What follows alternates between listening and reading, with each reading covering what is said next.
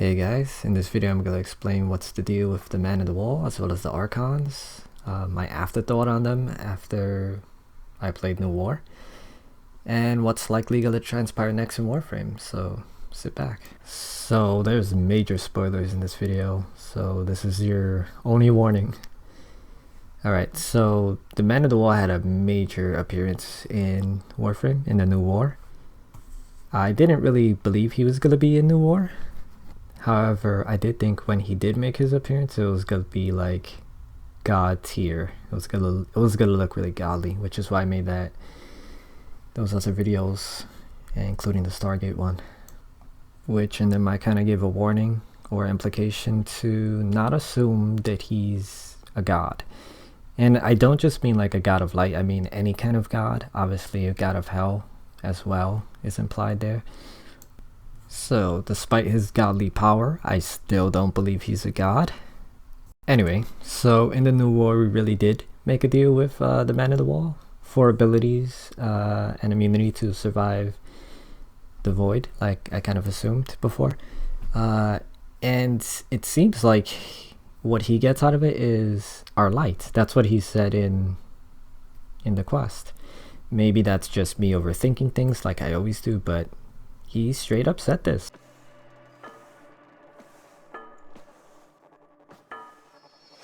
Hey, lose your light? Here, you can take mine.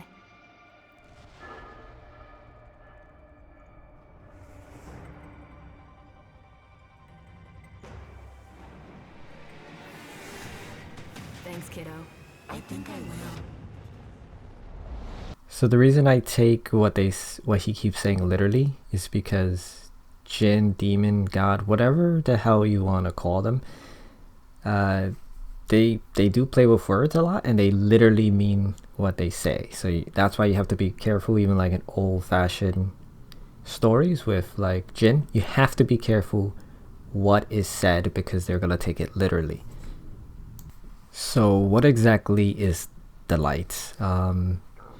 So I don't think it's your soul, and I don't think it's your consciousness. I think it's like, depending on what religion or mythology you want to go with, like it's your energy, your power, your life force, your mana, your breath of life. Nata got her light or her fire from her mom. I believe this is the same energy we're talking about. So she has her own, plus she has her mom somehow. Bala showed interest in it in the cutscene. He wanted it, then he ultimately took it from Nata. And then there's the mana from the Archons, which we put 2 of them in Lotus, and 1 of them went to Ballas. Nata then took Ballas's, perhaps her mother's, and her own back, as well as the Archons. And then Nata tried to use her power to stop the sun, or stop the thing we're on from taking power from the sun, using her power, kind of like she did with Lua, where she hit it and stuff like that. I think she was trying to do something like this, and then the Man in the Wall, he's like, oh, I could take advantage of the situation. So while she's doing her blast forward and channeling her mana forward to try to stop this from happening, he basically got right in the middle of it and interfered and stole her power. This is what I see happening. So the really big question people may be wondering is like, why did the Lotus channel her power to the Man in the Wall, or didn't like stop when she saw he interfered, or she's like, I don't see anything there. I literally don't think machines can see spirituality. They can't see it. Maybe they see the effects of it, but they can't see it, because even the Man in the Wall quest, Lotus was like, there's nothing there, or whatever she said. She couldn't see it. She couldn't detect it. Ordis can't see it or detect it. She's a machine. He's kind of a machine now. I don't think they have the ability to see this stuff. They can only see the effects of it. So literally she was aiming at the sun from her perspective, and she didn't even see the Man in the Wall there at all, is what I think. When the Man in the Wall first came, I assumed he was coming to protect his assets, but I was obviously wrong on that one. Anyway, I don't actually believe the Man in the Wall was a god still. And Ballas definitely wasn't a god. He was basically a demiurge. Like, this is the story playing out right here. But now you saw how powerful Ballas was once he had that power up. He had Natal's mom, he had the 3 Archons, he had his own, and maybe he had some of Lotus's. and he was this powerful. Okay, and then when Lotus took it, she was powerful enough to undo what Ballas had done.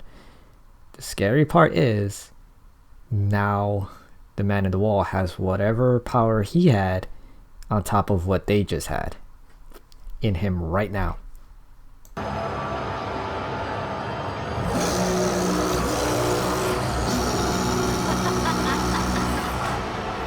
So his level of power right now is probably god tier. He's not a god, but he has god tier power. Bravo to the people that have said before New War, they were like, I think the New War is gonna end with the man in the wall like being our next big enemy. Bravo, because you guys call that shit.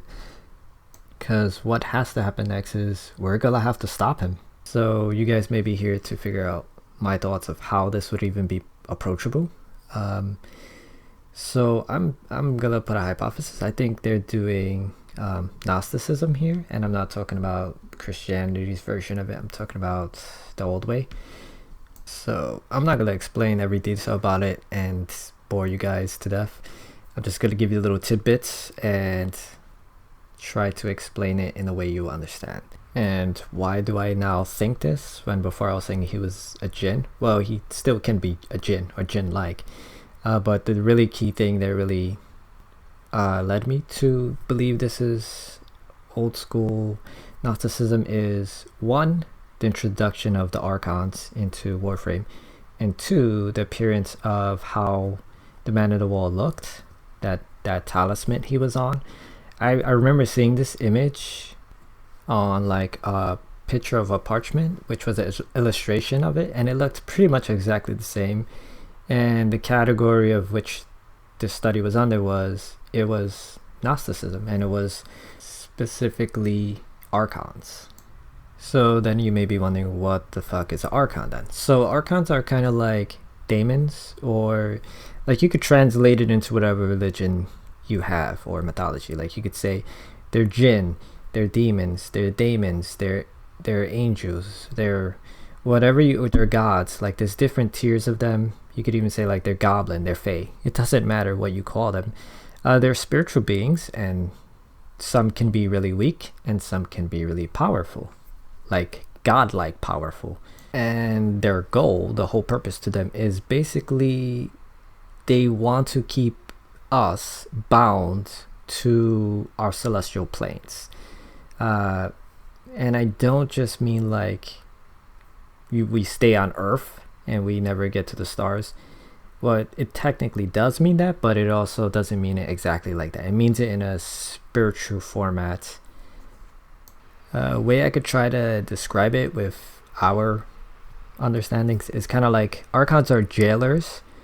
And sure, there's different tiers of them. They could be like really gruntish or really godly, but they're basically jailers. And they try to keep us in the physical plane of reality. That's what it is. So they try to distract us with things like desire or earthly possessions, or even suffering and pain, whatever is going to distract you, as focusing on these things basically dictates your choices. So clinging to desire, wrath, the sorrow of your past, worldly possessions, or anything like that is basically going to keep you bound spiritually. You can kind of think of it like chakra. It's kind of more complicated in this mythology than simply chakra, but that's more of a linear thing that like I think a concept everybody understands. Just think of it like chakra. So each higher archon would be more themed after manipulating you a certain way to distract you and to keep you where you are. Remember, this is just my theory, but if my theory is correct, then choices like our choices extremely would matter in Warframe. They're not just a silly thing here for fun. No, they this is why they matter. And the choice at basically the end of the New War, where you had to choose, who do you want? Do you want Margulis? Do you want Lotus? Do you want Natah? From my point of view, this is what I believe.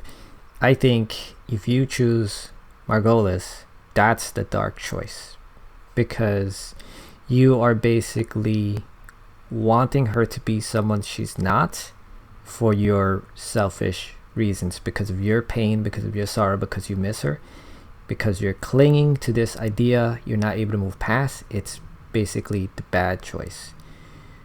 And the good choice would be letting go, letting her do and be what she wants, or who she is, which is Nata, and you don't have an opinion on it. You're just pure, you're free. But it's not as simple as that. It's not as simple as yin and yang or evil and good. It's not that simple. It's more like illusion versus enlightenment, which is what Gnosticism is about. And the enlightenment is not just knowledge. It means, in this religion, it's basically spiritual knowledge. And the more of it you have, just like I said before, think of it like chakra. The more things you're not clinging to, the more ascended you would be. The more closer to divinity you would be, the more powerful your soul would be, your chakra will be.